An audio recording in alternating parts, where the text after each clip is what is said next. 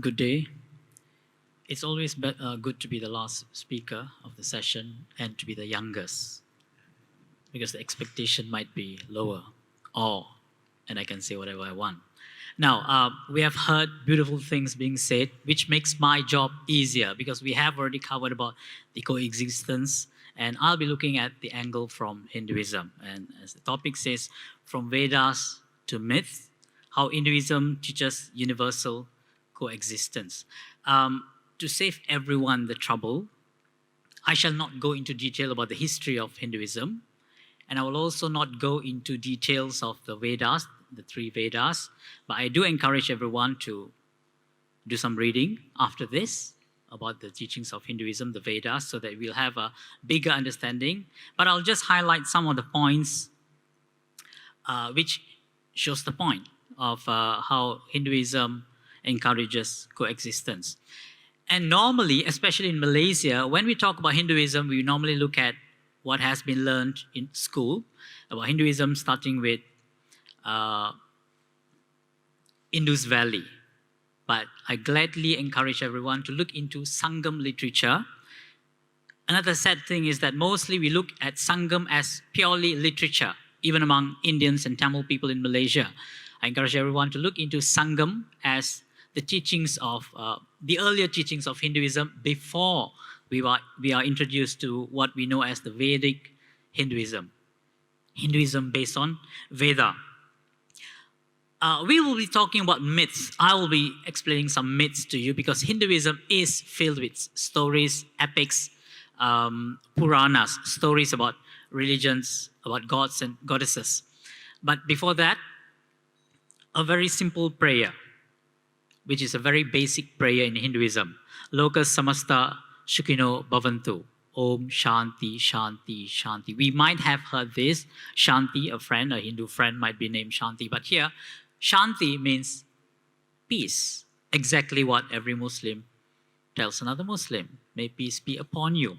So here, the very basic prayer that a Hindu person says in Sanskrit, but now we might not be able to find a Hindu person, especially in Malaysia, a Tamil-speaking person, to be reciting the prayer that I just mentioned in Sanskrit. They might be saying it in their own language, in their own mother tongue, in Tamil or in Malayalam, Urdu, or in other languages. But it means, this is a basic translation, may all beings everywhere be peaceful, happy, and free. And may my thought, words, and action contribute to the well-being, happiness, and freedom of everyone. So that is the very basic prayer that a Hindu says. It already clearly shows that there is coexistence, that a Hindu doesn't only think of him or herself, but of every human being.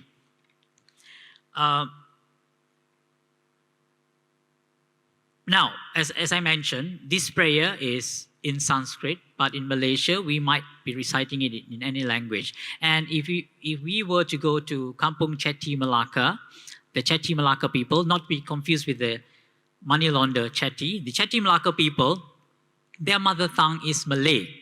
Okay, their mother tongue is Malay. They do not speak Tamil. So their prayer, their daily prayer is done in Bahasa Malaysia or Malay.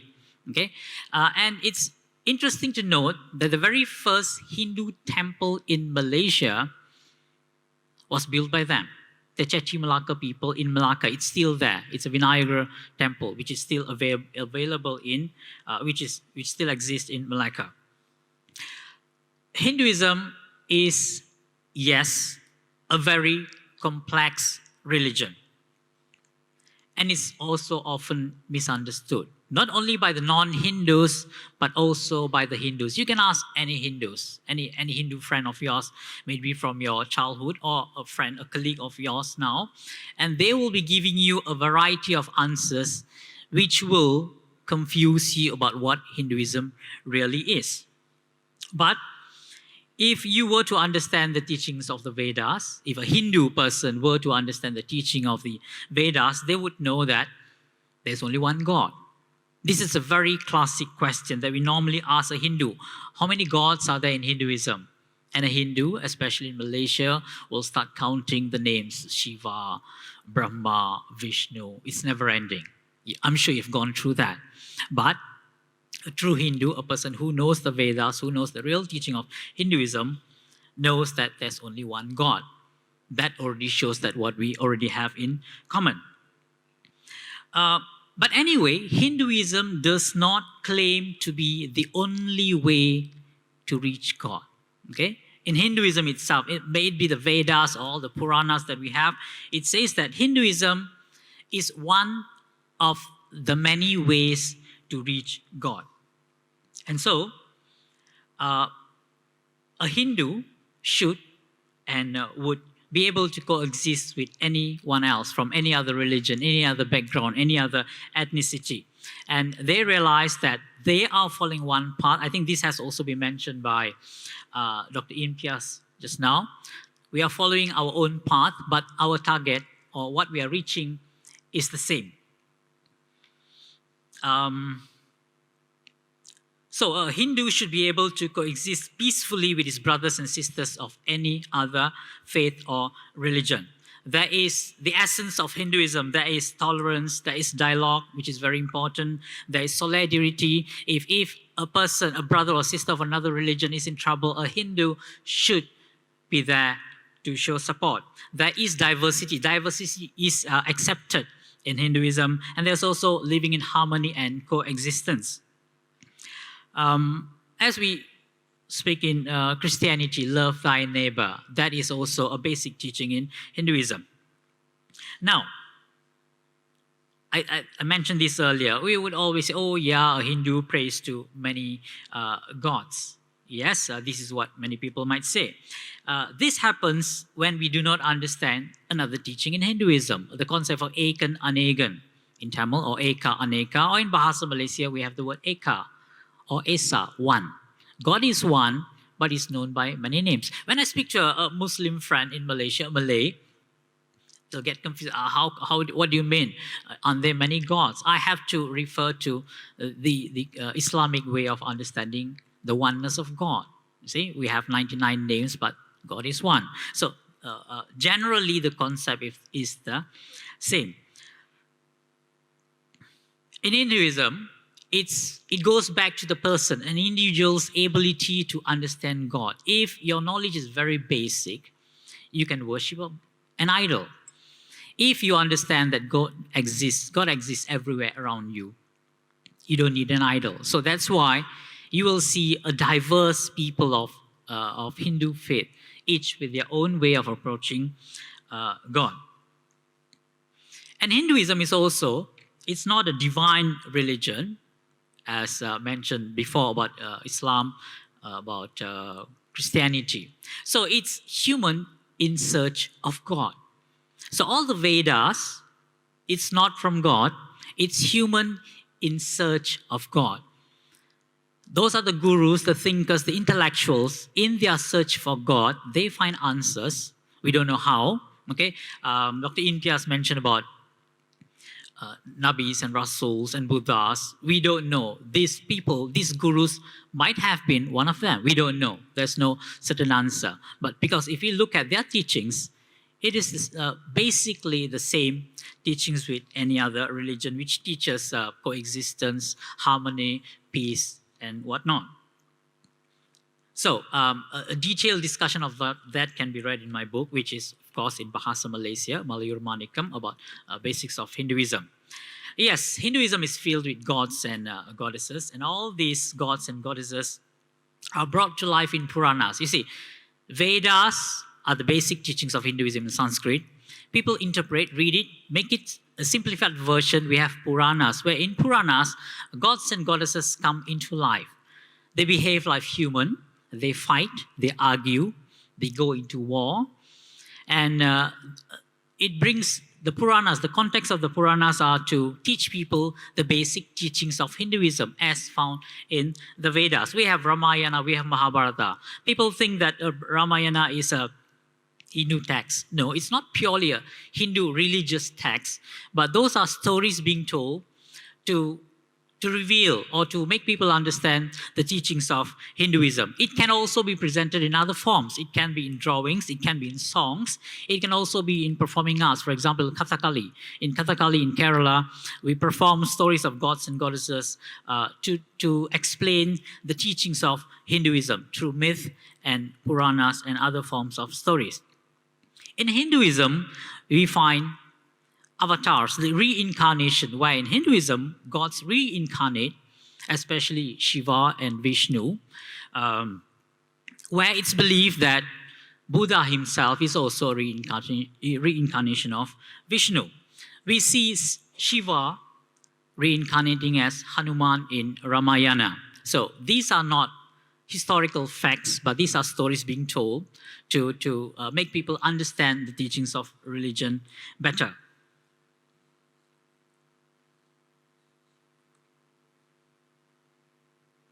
We might ask, why do these gods and goddesses being portrayed to be born as monkeys, as Hanuman? Or we have Vishnu being born as a turtle, a tortoise, as a fish, as a wild boar, and whatnot, okay? We have Ganesha, the elephant-headed god. So we might wonder, why is this happening?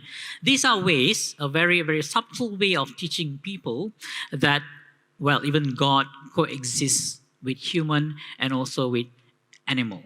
Okay, so these are easier ways. And then we have Murugan, the Tamil god, and his vahana, his vehicle is a peacock. And why does a god have a peacock with him? And there's Ganesha, the elephant-headed god. His vahana, his vehicle, is a mouse. So this shows the relationship between God himself or herself with an animal, where to show human that we can coexist in a very symbolic manner. And other than that, we have the universe itself coexisting. We have Navagraham, the 9 planets are portrayed as gods and goddesses in Hinduism to show that the universe that revolves around us, or we revolving around them, also coexist, and we as humble humans should also be able to accept this diversity and coexist with everyone else. There are 6 main traditions in Hinduism, Shaiva and Vaishnava being the main. And we might have read in India how they argue, how they fight among themselves. But in Malaysia, in the Malaysian context, if you're a Vaishnava follower, you can go to any temple of any other tradition or denotation. You can go, if you're a Vishnu follower, you can go to a Shiva's temple or a Hanuman temple or a Ganesha's temple, and nobody's there to stop you, because it's accepted that these are also different paths to reach the same God. So, yes,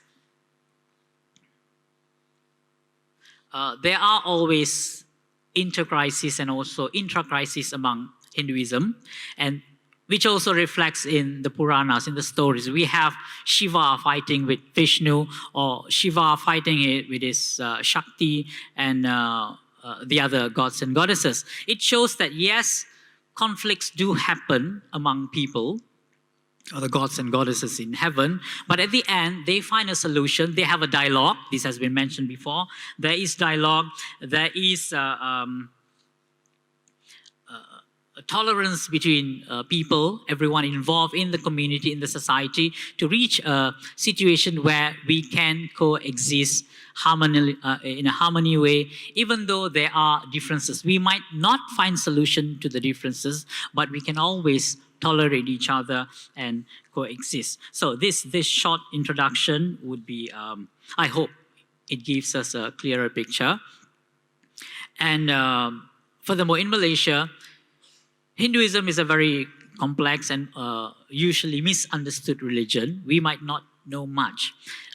In 2010, Kavian, the group of Indian writers that I represent, we organized convoy. We call it Convoy Rumah Ibadat in Kuala Lumpur and also in Seremban, where we go to 9 different places of worship. And people in our group are of multiracial, multi-religion, multi-background, multi-everything, okay? And we visit mosque, we visit temple, Gurdwara, church, a Chinese temple, and also the Buddhist Wat. And we have dialogues, we have discussion. We open up a venue where people can ask questions freely. That's where a Muslim is able to ask, why are there two Hindu gods? Which one do you pray to? It's not considered sensitive to ask, and the Hindu person in the group will be able to give an explanation. And then when we go to a mosque, which many non-Muslims have not entered before our program, they'll be looking around and say, so where do you pray? Where is your God? And we have a Muslim brother or sister to be explaining to us, this is how a Muslim prays. And when we go to the Gurdwara, we hear the reciting of the text, the holy text, and we were interested to hear the word Allah also being mentioned in there. It brings atmosphere where we are able to discuss freely. And I think this is the whole idea of our discussion today, where we are able to have a dialogue, discuss, ask questions without being misunderstood, getting an answer, or even if we do not get an answer, we realize that yes, we can still coexist by accepting that we are all different. So I end mine today without warning so that we have more time for discussion. Thank you.